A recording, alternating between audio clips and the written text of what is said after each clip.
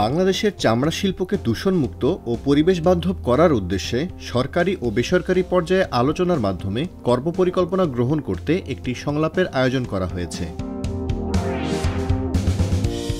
আগামী ১৬ই মে ঢাকার বঙ্গবন্ধু আন্তর্জাতিক সম্মেলন কেন্দ্রে national high level dialogue for greening the tannery and leather sector in Bangladesh শীর্ষক জাতীয় পর্যায়ে এই সংলাপ অনুষ্ঠিত হবে। হেলথ অ্যান্ড এনভায়রনমেন্ট ফাউন্ডেশন এবং প্রকৃতি ও জীবন ফাউন্ডেশন যৌথভাবে এটির আয়োজন করছে।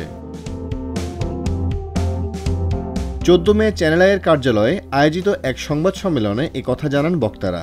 ১৬ তারিখে যে ডায়ালগটা হতে যাচ্ছে আপনাদের, আমরা বলছি যে লেদার সেক্টর গ্রিন কিন্তু করার একটা ব্যাপার লেদার সেক্টরকে, এবং সেখানে ট্যানারি এবং লেদারের যে প্রোডাক্ট সব কিছু মিলিয়ে এখানে কিন্তু একটা বিশাল কর্মযজ্ঞ, এবং সেই বিশাল কর্মযজ্ঞকে কিন্তু যদি সুষ্ঠুভাবে আমরা এগিয়ে নিতে পারি তাহলে কিন্তু আমাদের দেশের অর্থনীতি কিন্তু অনেক অনেক সবল হবে, এবং সেই কাজটি করার জন্য কিন্তু আমাদের এই কাজটি যাতে সুষ্ঠুভাবে আমরা করতে পারি সেই চেষ্টাই আমরা করছি।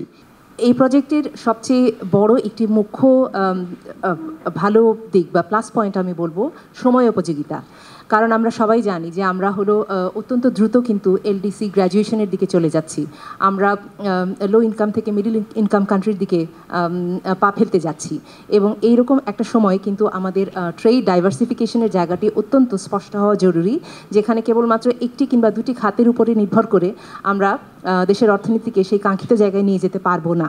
এরকম ক্ষেত্রেই আমাদের খুব পোটেনশিয়াল একটি সেক্টর হচ্ছে লেদার সেক্টর।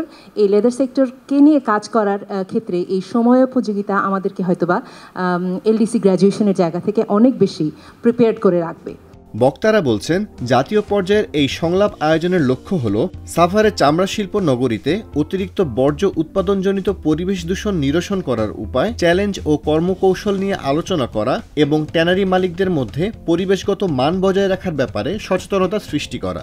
ট্যানারি শিল্পে চামড়া সংগ্রহের আসলে মেইন সময়ই হচ্ছে এই যে সামনে যে আমাদের কোরবানির মৌসুমটা আসছে, এবং প্রতি বছর বার্ষিক চাহিদার সিংহভাগই আসে কিন্তু এই সময়টাতে। কিন্তু যেটা হচ্ছে যে কোরবানির মৌসুমে কাঁচা চামড়া সংগ্রহ করে যে লবণজাত করা হয়, এবং এই প্রক্রিয়াজাত করার ফলে ট্যানারিগুলোতে পানির ব্যবহার কিন্তু অনেক গুণ বেড়ে যায়, এবং চামড়া শিল্পনগরীর কেন্দ্রীয় বর্জ্য শোধনাগার যেটা সিইটিপি বলি আমরা, সেটা ২৫,০০০ থেকে ৩০,০০০ ঘনমিটার পর্যন্ত তরল বর্জ্য আসলে শোধন করার ক্ষমতা আছে। কিন্তু কোরবানির সময় দেখা যায় যে তার চেয়েও বেশি ৪০-৫০ ঘনমিটার বর্জ্য আপনার এটা নির্গমন করতে হয়।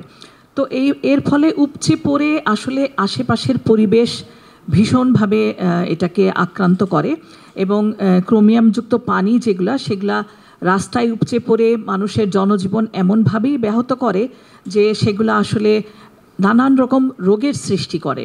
তো আমরা অকুপেশনাল হেলথ সেফটি এনভায়রনমেন্ট ফাউন্ডেশনের পক্ষ থেকে আমরা আসলে এই প্রকল্পের মাধ্যমে আমরা যারা এখানে কর্মরত শ্রমিকরা আছেন, মালিক পক্ষ আছেন, সবাইকে আমরা স্বাস্থ্য সচেতন করার জন্য আমরা বিভিন্ন রকম সচেতনতামূলক ট্রেনিং দিয়ে আসছি, এবং তাদের বোঝাতে চেষ্টা করছি যে আসলে শ্রমিকদের স্বাস্থ্য যদি পরিবেশ ভালো থাকে তাহলে শোভন কাজ যেটা আমরা বলি, শোভন কর্মপরিবেশ যদি আজকে আমাদের এই ট্যানারি শিল্পে উপস্থিত থাকে তাহলে আমাদের ব্যবসায় অনেক উন্নতি হবে।